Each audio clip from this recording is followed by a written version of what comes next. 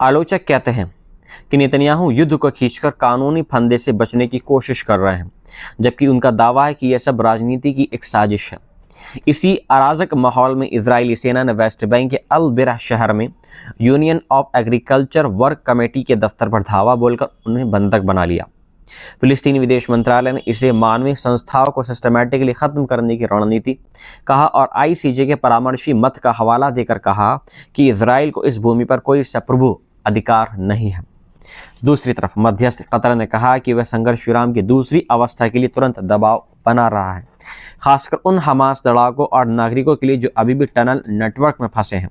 ये क्षेत्र इस समय इजरायली सेना के नियंत्रण में है। अंत में अमेरिका में एक और विवादित प्रोग्राम छिड़ गया है। प्रो इजराइल संगठन स्टॉप एंटीसेमिटिज्म ने बच्चों की लोकप्रिय कंटेंट क्रिएटर मास मिखेल को एंटीसेमिटिज्म ऑफ द ईयर की सूची में डाल दिया है। वजह, उन्होंने 20 मिलियन फॉलोअर्स के सामने फिलिस्तीनी बच्चों की भूख, भाव और संघर्ष को उजागर किया। संगठन ने आरोप लगाया है कि शायद वे विदेशी फंड से इजराइल विरोधी माहौल बना रहे हों, जिसका कोई प्रमाण नहीं है। इसी साल ग्लैमर ने उन्हें वुमेन ऑफ द ईयर 2025 में भी शामिल किया था। इसके अलावा इजराइल के राष्ट्रीय सुरक्षा मंत्री एतमार बैन गिवीर ने जेनिन में 2 फिलिस्तीनी की हत्या के कुछ ही दिनों के बाद उस अंडरकवर यूनिट के कमांडर को कर्नल रैंक पर प्रमोट कर दिया है, जबकि घटना का वीडियो साफ दिखाता है कि अल मुंतसिर अब्दुल्ला, जिसकी उम्र 26 साल, और यूसुफ असासा 37 बिना कोई हथियार उठाए अपने हाथ उठाए हुए था और उसने सरेंडर कर दिया था पुलिस फोर्स के सामने। तभी उनको गोली मार दी और 3 अफसरों से गैर कानूनी फायरिंग व हत्या के शक में पूछताछ हुई, लेकिन उन्होंने दावा किया कि खतरा महसूस हुआ। संयुक्त राष्ट्र ने इसे समरी एग्जीक्यूशन कहा। बैन गिवीर बेस पर जाकर यूनिट को हीरो बताया और घोषणा की कि हमारे लड़ाकों पर होने वाली जांच खत्म होंगी।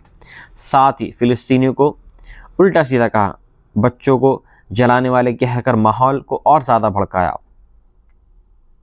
यूएन समिति ने बताया कि इजराइल में टॉर्चर पर कोई आपराधिक कानून नहीं है और राज्य स्तरीय यातना बिल्कुल और ज़्यादा बढ़ रही है, जबकि पश्चिमी तट में 2 साल में 1000 से ज़्यादा फिलिस्तीनी मारे गए हैं।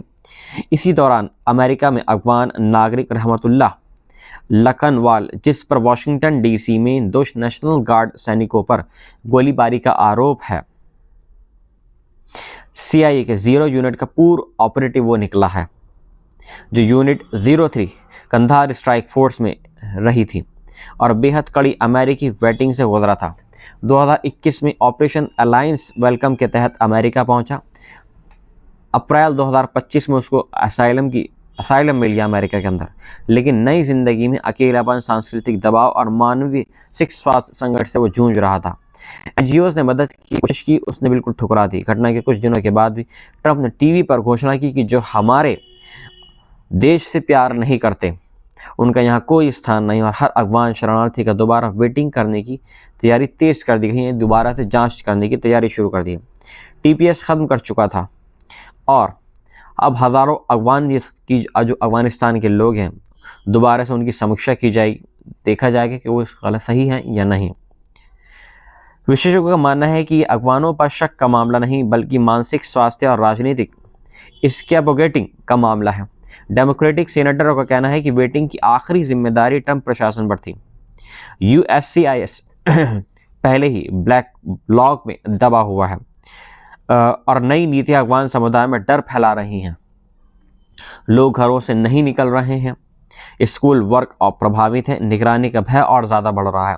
70,000 अफगान पहले से अमेरिका में हैं और 2.5 लाख से ज़्यादा SIV फैमिली केस लंबित पड़े हुए हैं, जिन्होंने अमेरिकी सेना के लिए जान जोखिम में डाली थी।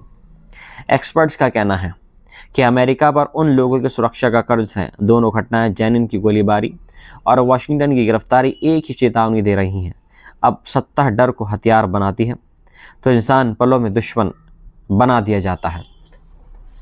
आलोचक कहते हैं कि नेतन्याहू युद्ध को खींचकर कानूनी फंदे से बचने की कोशिश कर रहे हैं, जबकि उनका दावा है कि यह सब राजनीति की एक साजिश है। इसी अराजक माहौल में इजरायली सेना ने वेस्ट बैंक के अल बिरह शहर में union of agriculture work committee के दफ्तर पर धावा बोलकर उन्हें बंधक बना लिया। फिलिस्तीनी विदेश मंत्रालय ने इसे मानवीय संस्थाओं को सिस्टमैटिकली खत्म करने की रणनीति कहा और आईसीजे के परामर्शी मत का हवाला देकर कहा कि इजराइल को इस भूमि पर कोई संप्रभु अधिकार नहीं है। दूसरी तरफ मध्यस्थ कतर ने कहा कि वह संघर्ष विराम की दूसरी अवस्था के लिए तुरंत दबाव बना रहा है, खासकर उन हमास लड़ाकों और नागरिकों के लिए जो अभी भी टनल नेटवर्क में फंसे हैं। ये क्षेत्र इस समय इजरायली सेना के नियंत्रण में है। अंत में अमेरिका में एक और विवादित प्रोग्राम छिड़ गया है। प्रो इजराइल संगठन स्टॉप एंटीसेमिटिज्म ने बच्चों की लोकप्रिय कंटेंट क्रिएटर मास मिखेल को एंटीसेमिटिज्म ऑफ द ईयर की सूची में डाल दिया है। वजह, उन्होंने 20 मिलियन फॉलोअर्स के सामने फिलिस्तीनी बच्चों की भूख, भाव और संघर्ष को उजागर किया। संगठन ने आरोप लगाया है कि शायद वे विदेशी फंड से इजराइल विरोधी माहौल बना रहे हों, जिसका कोई प्रमाण नहीं है। इसी साल ग्लैमर ने उन्हें वुमेन ऑफ द ईयर 2025 में भी शामिल किया था। इसके अलावा इजराइल के राष्ट्रीय सुरक्षा मंत्री एतमार बेन गिवीर ने जेनिन में 2 फिलिस्तीनी की हत्या के कुछ ही दिनों के बाद उस अंडरकवर यूनिट के कमांडर को कर्नल रैंक पर प्रमोट कर दिया है, जबकि घटना का वीडियो साफ दिखाता है कि अल मुंतसिर अब्दुल्ला, जिसकी उम्र 26 साल, और यूसुफ असासा 37 बिना कोई हथियार उठाए अपने हाथ उठाए हुए था और उसने सरेंडर कर दिया था पुलिस फोर्स के सामने। तभी उन्हें उनको गोली मार दी और 3 अफसरों से गैर कानूनी फायरिंग व हत्या के शक में पूछताछ हुई, लेकिन उन्होंने दावा किया कि खतरा महसूस हुआ। संयुक्त राष्ट्र ने इसे समरी एग्जीक्यूशन कहा। बैन गिवीर बेस पर जाकर यूनिट को हीरो बताया और घोषणा की कि हमारे लड़ाकों पर होने वाली जांच खत्म होंगी। साथ ही फिलिस्तीनियों को उल्टा सीधा कहा, बच्चों को जलाने वाले कहकर माहौल को और ज़्यादा भड़काया। यूएन समिति ने बताया कि इजराइल में टॉर्चर पर कोई आपराधिक कानून नहीं है और राज्य स्तरीय यातना बिल्कुल और ज़्यादा बढ़ रही है, जबकि पश्चिमी तट में 2 साल में 1000 से ज़्यादा फिलिस्तीनी मारे गए हैं। इसी दौरान अमेरिका में अफगान नागरिक रहमतुल्लाह लखनवाल, जिस पर वाशिंगटन डीसी में 2 नेशनल गार्ड सैनिकों पर गोलीबारी का आरोप है, CIA के 0 यूनिट का पूर्व ऑपरेटिव वो निकला है। जो यूनिट 03 कंधार स्ट्राइक फोर्स में रही थी और बेहद कड़ी अमेरिकी वेटिंग से गुजरा था। 2021 में ऑपरेशन अलायंस वेलकम के तहत अमेरिका पहुंचा। अप्रैल 2025 में उसको असाइलम मिल गया अमेरिका के अंदर, लेकिन नई जिंदगी में अकेलापन, सांस्कृतिक दबाव और मानवीय स्वास्थ्य संकट से वो जूझ रहा था। NGOs ने मदद की कोशिश की, उसने बिल्कुल ठुकरा दी। घटना के कुछ दिनों के बाद भी ट्रंप ने टीवी पर घोषणा की कि जो हमारे देश से प्यार नहीं करते उनका यहाँ कोई स्थान नहीं, और हर अफगान शरणार्थी का दोबारा वेटिंग करने की तैयारी तेज़ कर दी गई है। दोबारा से जांच करने की तैयारी शुरू कर दी है। TPS ख़त्म कर चुका था और अब हज़ारों जो अफगानिस्तान के लोग हैं, दोबारा से उनकी समीक्षा की जाएगी, देखा जाएगा कि वो गलत सही है या नहीं। विशेषज्ञों का मानना है कि अफगानों पर शक का मामला नहीं, बल्कि मानसिक स्वास्थ्य और राजनीतिक स्कैपोगेटिंग का मामला है। डेमोक्रेटिक सेनेटरों का कहना है कि वेटिंग की आखिरी जिम्मेदारी ट्रंप प्रशासन पर थी। USCIS पहले ही ब्लैक ब्लॉक में दबा हुआ है और नई नीतियां अफगान समुदाय में डर फैला रही हैं। लोग घरों से नहीं निकल रहे हैं, स्कूल वर्क और प्रभावित है, निगरानी का भय और ज़्यादा बढ़ रहा है।